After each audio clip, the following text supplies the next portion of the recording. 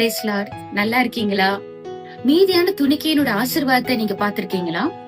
மீதியான துணிக்கையா அப்படின்னா என்ன அப்படின்னு சொல்லி நம்மள நிறைய பேருக்கு தெரியாது. அது என்னன்னு இன்னைக்கு நம்ம பார்க்கலாம். மத்தேயு எழுதின சுவிசேஷம் 14ஆம் அதிகாரத்துல 13ஆம் வசனத்துல இருந்து 20வது வசனம் வரையும் இருக்கிற ஒரு சம்பவத்தை நம்ம பார்த்திருப்போம். 5 அப்பம் 2 மீன். இது நம்ம நிறைய பேருக்கு தெரியும். ஜனங்களுக்கு உணவளிக்க எசப்பா ஆகாரம் இருக்கான்னு சீஷர்களை பார்த்து கேட்கும்போது 5 அப்பம் 2 மீன் தான் ஆண்டவரே இருக்கு அப்படின்னு சொல்லி அவங்க சொல்றாங்க. அதை எசப்பா ஆசீர்வதிச்சு அங்க இருக்கிற 5000 பேத்துக்கு போஷிப்பார். இது நம்மகிட்ட ஒரு ரோல் மாடலா, ஒரு எக்ஸாம்பிளா எசப்பா காமிச்சிருக்காரு. அதுல அழகான ஒரு வரி இருக்கும். இருக்கிறவங்க எல்லாரும் சாப்பிட்டு திருப்தி அடைந்ததுக்கு அப்புறம் 12 கூடை நிறைய மீதியான துணிக்கைகள் எடுத்திருக்காங்க அப்படின்னு சொல்லி அழகா வேதாகமத்துல போட்டிருக்கு. இப்போ ஏசப்பா இருக்கிற இடத்துல உங்களை நீங்க வச்சு பாருங்க.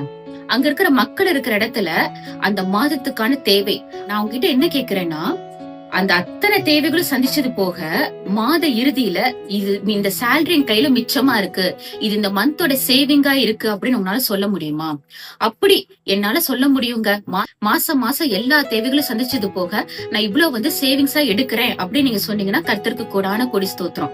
அப்படி இல்லங்க, நான் மாசமே கடன் வாங்கி சில காரியங்கள் கட்டுற ஒரு சூழ்நிலையில் இருக்கேன்னு சொன்னீங்கன்னா இந்த ஆசீர்வாதத்தை நீங்க எப்படி பெற்றுக்கொள்றதுன்னு வழிமுறையை தான் கர்த்தர் காமிச்சார். என்னன்னா முதலாவது நீங்க ஆசீர்வாதம் வாங்கணும்னே ஏசப்பா கிட்ட முதல்ல ஸ்தோத்திரம் செலுத்துங்க. ஏசப்பா இந்த மாசம் எனக்கு இந்த சம்பளத்தை நீங்க கொடுத்ததுக்கு நன்றின்னு. ஏன்னா ஏசப்பா 5 அப்ப 2 மீனையும் வாங்கி வானத்தை அண்ணாந்து பார்த்து முதல்ல பிதாவானவர்கிட்ட நன்றி சொல்லி, அதே போல ஃபர்ஸ்ட் நம்ம இவ்வளவுதான் சம்பளம் இருக்குன்னு நம்ம முறுமுறுக்க கூடாது, புலம்ப கூடாது. எடுத்தோனே யார்கிட்ட கண் வாங்கலாம் அப்படின்ற எண்ணம் நம்மளுக்குள்ள இருக்க கூடாது. 2வது காரியமா அதுல இருந்து கர்த்தருக்கு கொடுக்க வேண்டிய காரியத்தை எடுத்து கொடுங்க.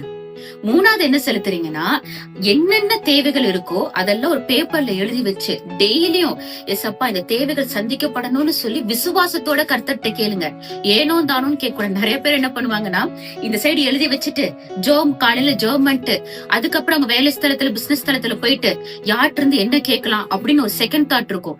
அந்த மாதிரி தாட் இருக்கும் போது கர்த்தரால் நம்மள ஆசீர்வதிக்க இயலாது. நீங்க என்ன பண்றீங்கன்னா, ஏசப்பா யார பார்த்தாரு? பிதாவானவர் மட்டும் தானே பார்த்தாரு. நீங்களும் அதே போல ஏசப்பா மட்டும் பார்த்து இந்த தேவைகள் சந்திக்கப்படணும்னு சொல்லி விசுவாசத்தோட அனுதினமும் ஜெபம் பண்ணுங்க. மாச இறுதி நீங்க திரும்பி பார்க்கும்போது எப்படி இருக்கும்னா, அத்தனை தேவைகளும் சந்திக்கப்பட்டது மாத்திரம் இல்லங்க, கையில மீதியான ஆசீர்வாதம், அதாவது சேலரியில சேவிங்ஸா நம்மளால எடுக்கும்படி என் தேவன் கிருபை தருவார். அதுதாங்க அந்த ஆசீர்வாதம், அதுதாங்க அந்த மீதியான துணிக்கை. கர்த்தர் இந்த மாசமே இந்த அற்புதத்தை உங்க வாழ்க்கையில ருசி பார்க்கும்படி செய்வார். தலைகளை தாத்தி ஜெபம் பண்ணலாமா? ஸ்தோத்ரேசப்பா, இதோ இந்த ஆசீர்வாதத்தை ருசி பார்க்கும்படியாக இந்த நேரத்துல உங்க சமூகத்துல ஜெபிக்கிற ஒவ்வொரு பிள்ளைகளையும் கண்ணோக்கி பார்த்து மீதியான துணிக்கையினுடைய ஆசீர்வாதத்தை இந்த மாதத்திலிருந்து அவங்க ருசி பார்க்கும்படி கிருபை தருவீராக ஏசப்பா. அன்னைக்கு 5 அப்பம் 2 மீனை கொண்டு நீங்க 5000 பேத்துக்கு போஷிச்சீங்கல்ல, இன்னைக்கு அவங்க வாங்கின சம்பளத்தை கொண்டே அவங்க சகல தேவைகளும் சந்திக்கப்படும்படியான ஒரு அற்புதத்தை, ஒரு அடையாளத்தை இன்று மாதமே நீங்க செய்ய போற கிருபைக்காக நன்றி. இயேசு கிறிஸ்துவின் மூலமா ஜெபம் கேளும் பிதாவே. Amen. God bless you.